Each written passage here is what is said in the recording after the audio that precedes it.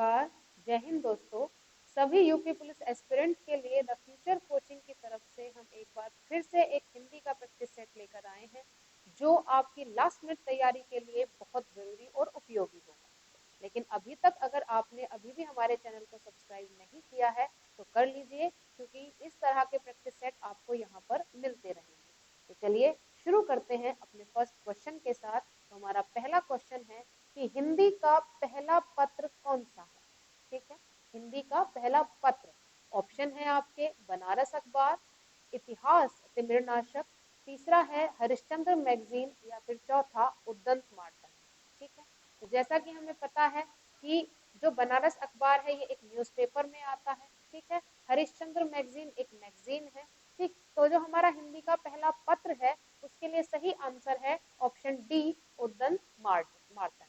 ठीक है, चलिए बढ़ते हैं अपने नेक्स्ट क्वेश्चन की तरफ। क्वेश्चन कहता है कि भाई कर का अर्थ नहीं होता। कर आप जानते हैं, ठीक है, हम टैक्स को भी कर कहते हैं। जो हम पर्यायवाची शब्द पढ़ते हैं तो पर्यायवाची शब्द ये कहता है कि एक शब्द के अनेक मीनिंग होते हैं। ठीक है, तो कर का अर्थ क्या नहीं होता। कर का अर्थ नहीं होता है तो हमारे ऑप्शन पे हम जाएंगे। पहला ऑप्शन है सूर्य, दूसरा ऑप्शन है हाथ, तीसरा ऑप्शन है किरण, या चौथा ऑप्शन है टैक्स। ठीक, तो हम अगर बात करें चारों ऑप्शंस की, तो कर का जो मीनिंग होता है हाथ, किरण, टैक्स, तीनों ये कर के मीनिंग होते हैं। कर मतलब टैक्स भी होता है, कर मतलब किरण भी होता है, कर मतलब टैक्स भी होता है, यानी कि सीधा सीधा पर्यायवाची शब्द है। अगर मैं और अगर कर की बात करूं तो उसमें शुल्क, मालगुजारी, महसूल, हाथ, पानी, बाहु, भुजा, ये सब हमारे किसके कर के पर्यायवाची शब्द आ जाते हैं। ठीक है, तो यहाँ पे बचता है ऑप्शन ए सूर्य। तो हमारा सही आंसर क्या है, सूर्य। ऐसे क्वेश्चन में आप नहीं शब्द का ज्यादा ध्यान रखें कि कौन सा आपका नहीं है। यहाँ पे हम गलती करते हैं कि कर का अर्थ क्या होता है, वो आंसर हम ढूंढना शुरू कर देते हैं। चलिए बढ़ते हैं अपने नेक्स्ट क्वेश्चन की तरफ। नेक्स्ट क्वेश्चन हमारा कहता है कि प्रेरणार्थक क्रिया है। क्रिया आप जानते हैं, क्रिया क्या होता है कि किसी भी काम को करने का जो बोध कराते हैं, ऐसे शब्द जो किसी काम को करने का बोध कराएं, उन्हें हम क्या कहते हैं, क्रिया कहते हैं। तो क्रिया के भी चार भेद होते हैं। ठीक है, तो उसमें हम क्या बात करते हैं कि भाई कई भेद हमारे हो गए, संयुक्त क्रिया हो गई, कृदंत क्रिया हो गई, है ना, नाम धातु क्रिया हो गई। तो इसमें से हमसे पूछा गया है कि प्रेरणार्थक क्रिया क्या है। तो प्रेरणार्थक क्रिया का मतलब होता है कि जहां पे जिस क्रिया से ये बताया जाए कि कर्ता ने स्वयं काम नहीं किया है, किसी और से करवाया है, तो वो हमारी क्या हो जाती है, प्रेरणार्थक क्रिया हो जाती है। ऑप्शन पे चलते हैं। तो ऑप्शन हमारे क्या है, पहला ऑप्शन है गिरना, बोलना, सुनाना, या कहना। प्रेरणार्थक क्रिया क्या कहती है कि काम कर्ता ने किसी और से करवाया है। राइट, तो गिरना कर्ता स्वयं गिरा है, बोलना बोला गया है, सुनाना ये बात किसी और को कही गई है कि आप सुनाइए। तो सुनाना इज राइट आंसर। तो हमारा राइट आंसर क्या होगा, सी। ठीक है, चलिए बढ़ते हैं अपने नेक्स्ट क्वेश्चन की तरफ। हमारा नेक्स्ट क्वेश्चन है कि भीष्म पितामह ने आजीवन शादी ना करने का प्रण लिया था, रेखांकित शब्द में कौन सा समास होगा।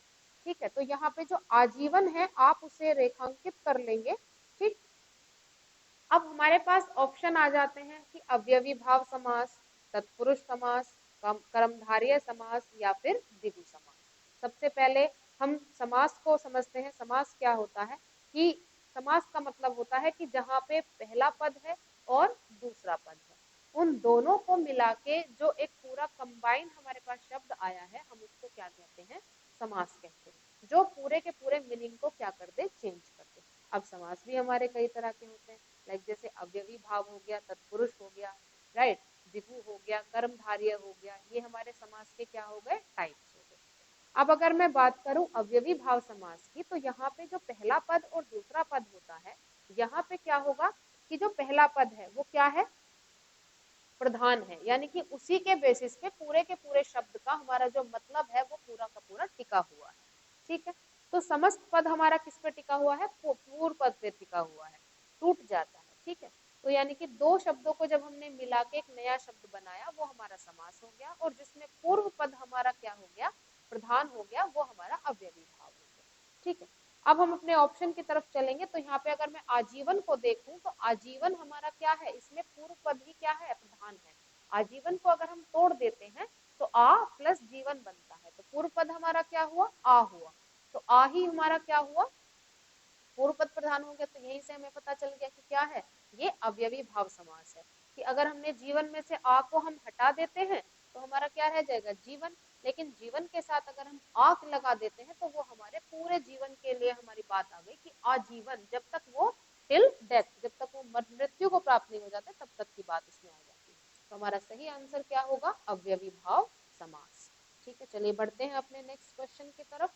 हमारा नेक्स्ट क्वेश्चन है कि निम्नलिखित में से कौन सा शब्दालंकार नहीं है। फिर से वही चीज पूछी गई है, नहीं है। इस पॉइंट का आप खास ख्याल रखेंगे कि नहीं है तो वहां पे आपको कम से कम क्वेश्चन को 2 बार पढ़ना है। ठीक है, तो इसमें पूछा है निम्नलिखित में से कौन सा शब्दालंकार नहीं है। ऑप्शन है हमारे अनुप्रास अलंकार, यमक अलंकार, श्लेष अलंकार या फिर रूपक अलंकार। ठीक है, तो शब्द अलंकार को अगर मैं आपसे कहूं तो शब्द अलंकार हमारा 2 शब्दों से मिलकर बना है, एक है शब्द और एक है अलंकार। अलंकार क्या होता है, अलंकार का मतलब होता है कि किसी के साथ तुलना करके या किसी को हम उसमें अपनी पहचान दिखा के या किसी से हम अपना क्या करके उसको एक तरह से कहते हैं कि उसका कंपैरिजन हमने किया या हमने उससे मिलान करवाया कि वो चंद्रमा के जैसी सुंदर है, उसका चेहरा जो प्रकाशमान है वो चंद्रमा की कांति के समान। तो हम किसी के साथ क्या करते हैं, या तो सिमिलैरिटी दिखाते हैं या फिर कंपैरिजन दिखाते हैं या किसी चीज को बढ़ा चढ़ा कर बताते हैं। तो ऐसी सारी बातें हमारे किस में आती हैं, अलंकार में आती हैं। तारीफ करना आप कह सकते हैं या बुराई करना किसी के एक्सट्रीम लेवल पे, वो हमारा सब क्या आ जाता है, अलंकार आ जाता है।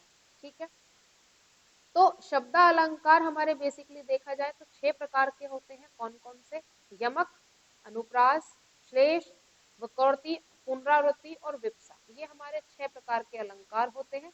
ठीक है, जिसमें से अगर मैं अनुप्रास अलंकार की बात करूं तो इसमें किसी एक शब्द की जो अनुवृत्ति है वो बार बार की जाती है, उसको हम अनुप्रास अलंकार कहते हैं। पूछा गया है शब्द अलंकार कौन सा नहीं है, तो 6 हमने बता दिए कौन से हैं। 6 में से हमारे पास कौन सा आंसर नहीं है, हमारे पास डी आंसर नहीं है, रूपक अलंकार नहीं है। तो हमारा आंसर क्या होगा, डी। ठीक है, ये तीनों जो ऊपर आते हैं तीनों हमारे शब्दालंकार में आते हैं। ठीक है, चलिए हम बढ़ते हैं अपने नेक्स्ट क्वेश्चन की तरफ।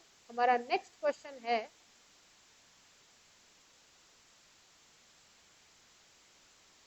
वाक्य विग्रह का अर्थ क्या होता है। ठीक है, एक ये क्वेश्चन बहुत आते हैं कि भाई वाक्य को आप क्या किए, तोड़ दीजिए। तो विग्रह का मतलब जो होता है वो होता ही तोड़ना है, कि आप उन्हें क्या कर दे, तोड़ दे। और तोड़ने के बाद उसमें जितने भी, उसमें हम ये कह सकते हैं जितने भी उसमें शब्द आए हैं उस वाक्य के अंदर, उनका सबका क्या बताएं, अर्थ बताएं। तो उसको हम क्या कहते हैं, वाक्य विग्रह कहते हैं। एक हमारा शब्द विग्रह भी होता है। सपोज अगर मैंने कोई एक शब्द लिख दिया, शब्द क्या हुआ, वर्णों का समूह, उसको हम शब्द कहते हैं। और वाक्य क्या होता है, शब्दों का समूह हमारा क्या होता है, वाक्य होता है। शब्द विग्रह की अगर हम बात करेंगे, जैसे मैंने लिखा मन, ठीक है, तो मन को हम कैसे तोड़ेंगे शब्द विग्रह में, हम इसका क्या करेंगे, शब्द विग्रह करेंगे। म प्लस अ, म में हलंत लगाएंगे, प्लस न और प्लस आ, तो ये हमारा हो गया शब्द विग्रह। ठीक है, अगर हम वाक्य विग्रह की बात करते हैं तो जैसे हमने कोई वाक्य लिखा है कि सीता अच्छी है, पहले हम इसको रफ करेंगे। ठीक है, जैसे मैंने वाक्य विग्रह का क्या मतलब हो गया, जैसे मैंने कोई सेंटेंस लिख दिया कि सीता अच्छी है, तो सीता अच्छी है, इन तीनों को हम क्या कर देंगे, तीनों को अलग अलग तोड़ देंगे। सीता एक नाम हो गया, अच्छी एक विशेषण हो गया, है एक क्रिया का, एक हमारा क्या हो गया, हेल्पिंग वर्ब यानी कि सहायक क्रिया हो गई। तो तीनों का अलग अलग मीनिंग हो गया। तो वाक्य विग्रह का अब आप आराम से बता सकते हैं कि वाक्य विग्रह का क्या अर्थ है। तो हमारा पहला ऑप्शन है कि वाक्य खंडों को अलग अलग करके उनका संबंध बताना, वाक्य रचना करना, संधि और समास बताना, या शब्दों को जोड़ना। ठीक है, अब जितना समझाया उसके बेसिस पे हमारा ए ऑप्शन जो है वो बिल्कुल करेक्ट है, कि हमने वाक्य के खंडों को अलग अलग किया और उनका एक दूसरे से क्या संबंध है हमने बताया। जैसे हमने सेंटेंस लिखा है सीता अच्छी है, तो सीता के बारे में उसका विशेषण बताया गया है कि सीता एक अच्छी लड़की है। राइट, तो ये हमने उनका क्या बता दिया, एक दूसरे से संबंध बता दिया। ठीक है, चलिए बढ़ते हैं अपने नेक्स्ट क्वेश्चन की तरफ। हमारा नेक्स्ट क्वेश्चन है, ये हिस्ट्री में आ जाता है थोड़ा सा और इम्पोर्टेंट क्वेश्चन में आते हैं कि गोस्वामी तुलसीदास का निधन वाराणसी के किस घाट पर हुआ था। गोस्वामी तुलसीदास जी को हम सभी जानते हैं, ठीक है। ये एक कौन थे, ये एक कवि थे, है ना। तो इन्होंने ही काफी सारी रचनाएं भी इनकी हैं। अब ये पूछ रहे हैं कि इनका निधन वाराणसी के किस घाट पर हुआ था। अब वाराणसी के नाम से तो घाट आप समझते ही हैं, मणिकर्णिका, जैसे हमारे पास ऑप्शन है राम घाट है, अस्सी घाट है, मणिकर्णिका घाट है, या फिर आपका दशाश्वमेध घाट है, ठीक है। तो आप यहाँ पे देख सकते हैं कि जो मणिकर्णिका घाट है, सीधे सीधे नजर इस पे चली गई होगी एकदम कि मणिकर्णिका घाट आंसर होगा इसका, लेकिन ये वाराणसी में नहीं, किसमें है, काशी का घाट माना जाता है, ठीक है, याद रखिएगा इस चीज को। राम घाट, ठीक है। ऐसे ही जो इसका सही आंसर हमारा आता है वो आता है अस्सी घाट, ठीक है। तो वाराणसी के अस्सी घाट पर तुलसीदास जी का निधन हुआ था। बढ़ते हैं अपने नेक्स्ट क्वेश्चन की तरफ। हमारा नेक्स्ट क्वेश्चन ये कहता है कि निम्नलिखित प्रश्न में 4 विकल्प दिए गए हैं, जिनमें से एक शब्द दिए गए शब्द का सही तद्भव रूप, ठीक है। हमारे पास शब्द मिला है हमें ग्राम, ठीक है। ऑप्शन हमारे हैं शहर, गांव, सड़क या फिर खेत, ठीक है। तो यहाँ पे क्या होता है कि हम तद्भव और तत्सम की बात करते हैं। तो तद्भव और तत्सम में थोड़ा सा कंफ्यूजन ये आता है कि कौन सा तद्भव है और कौन सा तत्सम है, या तत्सम क्या है या तद्भव क्या है, ठीक है। जब अगर हम बात करते हैं तद्भव की, तो तद्भव हमारा आता है अशुद्ध रूप, शब्द का अशुद्ध रूप जो आता है वो हमारा क्या आता है, तद्भव आता है। लेकिन जब भी हम बात करते हैं संस्कृत के शब्दों की, तो वो हमारा क्या आ जाता है, तत्सम रूप आ जाता है, ठीक है। यानी कि जिसमें कोई परिवर्तन नहीं है उसको हम क्या कहते हैं, तत्सम कहते हैं, ठीक। और जिसमें परिवर्तित किए गए हैं उनको हम क्या कहते हैं, तद्भव कहते हैं, ठीक है। संस्कृत का हिंदी रूप बदल दिया गया है, वो तद्भव है, ठीक। जैसे हमने आग कह दिया, है ना, तो आग का जो तत्सम रूप हुआ वो अग्नि होता है, तो हमने अग्नि को मिला के क्या कह दिया, आग कह दिया। तो अग्नि जो हुआ वो तत्सम हुआ और आग जो हुआ वो तद्भव हुआ, ठीक है। ऐसे ही काफी सारे हैं, जैसे हम आम्र लिखते हैं, आम्र लिखते हैं, आम्र, तो ये हमारा जो आम्र है ये तत्सम है, ठीक है, जिसका हमने हिंदी रूप बना दिया आम, राइट। तो हमारे तद्भव और तत्सम क्या हुए, जिसमें जो एक शुद्ध रूप है और दूसरा उसका अशुद्ध रूप है। तो प्रॉपर संस्कृत वाला जो शब्द आएगा वो हमारा तत्सम है, और जो प्रॉपर हिंदी वाला हमने चेंज कर लिया अपने अकॉर्डिंग वो हमारा तद्भव होता है। हमसे पूछा गया है ग्राम शब्द का तद्भव रूप क्या है, तो ग्राम सीधी सी बात है क्या हो गया, तत्सम हो गया। इसका तद्भव रूप क्या होगा, शहर, गांव, सड़क या फिर खेत। देखो सड़क अलग चीज है, खेत अलग चीज है, शहर अलग चीज है, बचा क्या, गांव। हमने ग्राम का क्या बना दिया, गांव बना दिया, तो उसका तद्भव रूप क्या हुआ, गांव हुआ, ठीक है। चलिए नेक्स्ट क्वेश्चन की तरफ बढ़ते हैं। हमारा नेक्स्ट क्वेश्चन है, निम्नलिखित में प्रश्न में 4 विकल्पों में से उस सही विकल्प का चयन करें जो रेखांकित शब्द के सही अवयव के भेद है ना। तो हमारा क्वेश्चन का जो सेंटेंस दिया गया है वो है कि दरवाजे पर कोई खड़ा है ना। तो इसमें हम कोई को अंडरलाइन कर लेंगे, रेखांकित शब्द हमारा दिया गया है कोई, तो हमने कोई को क्या कर लिया, अंडरलाइन कर लिया। हमसे पूछा गया है कि कोई जो शब्द है वो कौन सा अवयव है, ठीक है। तो अवयव जो अवयव होते हैं, अब इसमें हमारा पहला ऑप्शन देखते हैं। ऑप्शन है समुच्चय बोधक अवयव है, विस्मृति बोधक अवयव है, संबंध बोधक अवयव है या फिर निपात है, ठीक है।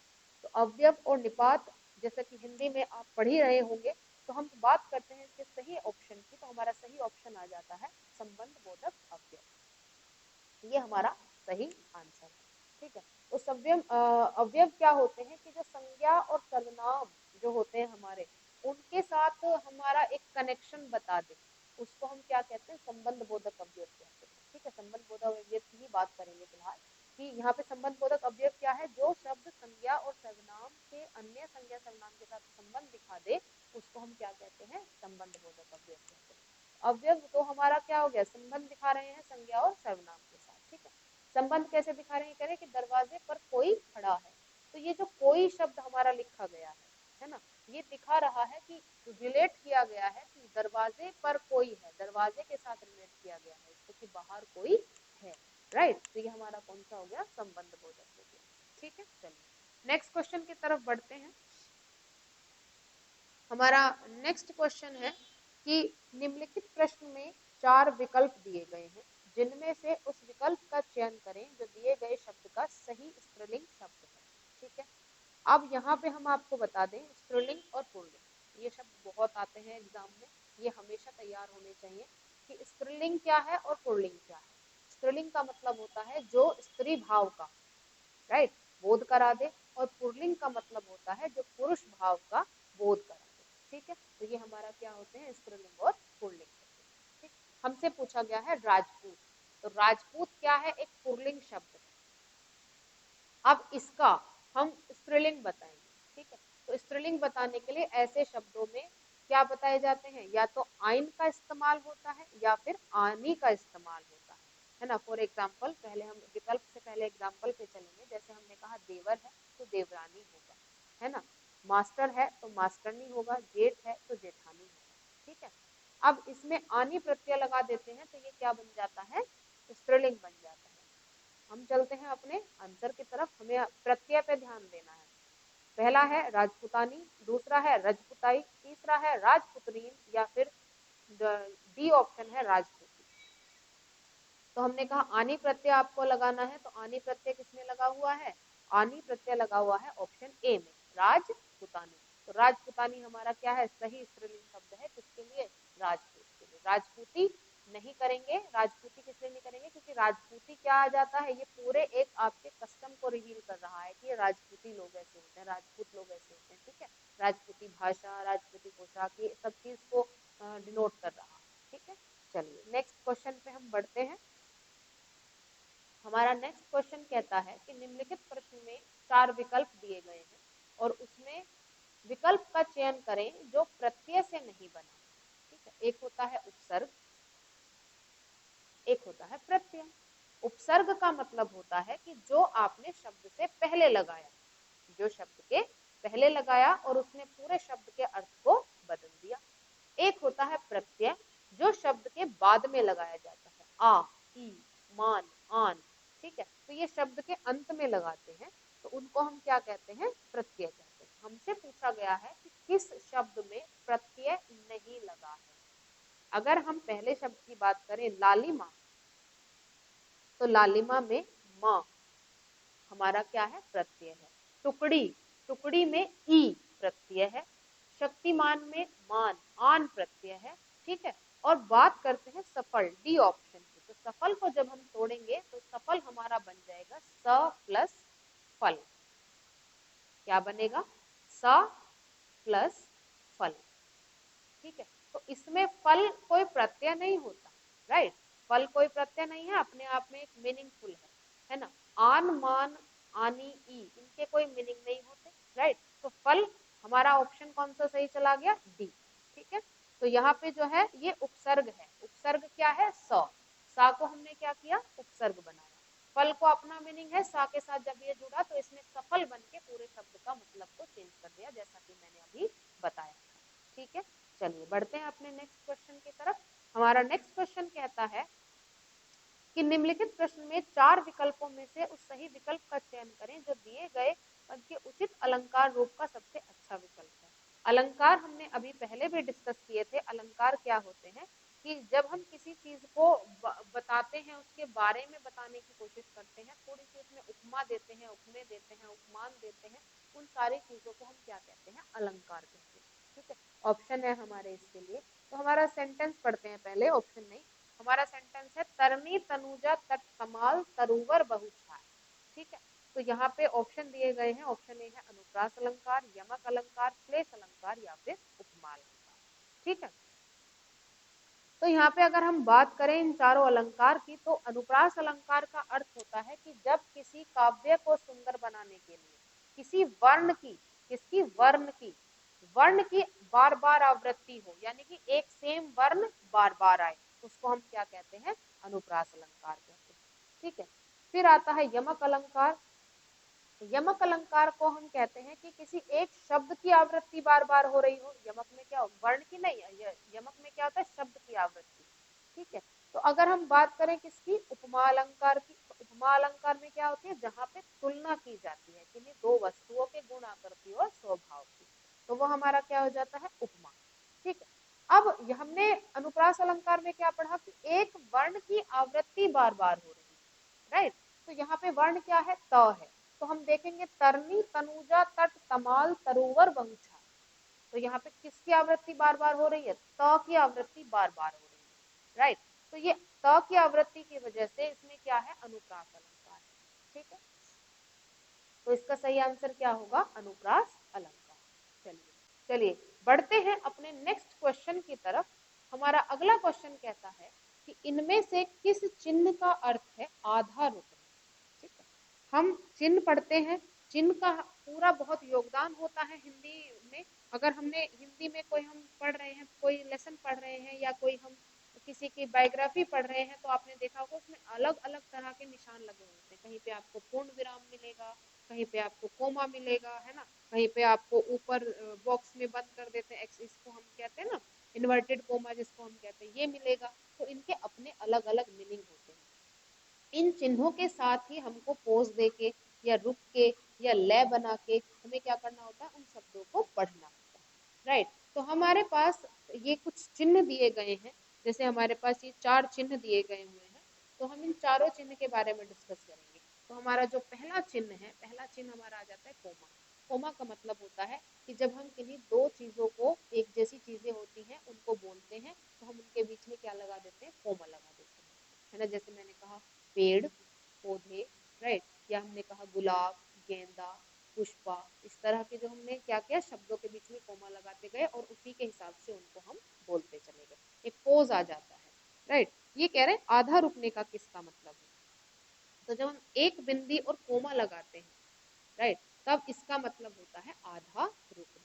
नेक्स्ट हमारा आ जाता है सी ऑप्शन को हम देखेंगे, पूर्ण विराम है, यानी कि हमने यहाँ पे सेंटेंस को क्या कर दिया, खत्म कर दिया, राइट। पूरा सेंटेंस, पूरा वाक्य हमारा यहाँ पे क्या हो गया है, खत्म हो गया है, वहां पे हमारा पूर्ण विराम आ जाता है। डी ऑप्शन आप देखेंगे तो इसमें एक हमारा क्या है, एक लाइन है, उसके नीचे बिंदी है, इसको हम क्या कहते हैं, ये हमारा एक्सक्लेमेटरी का साइन होता है। अगर हम किसी को आवाज लगा रहे हैं या हम कोई अपना दुख या खुशी को जाहिर करते हैं, तब हमारा ये साइन वहां पर आता है। ठीक है, चलिए बढ़ते हैं अपने नेक्स्ट क्वेश्चन की तरफ।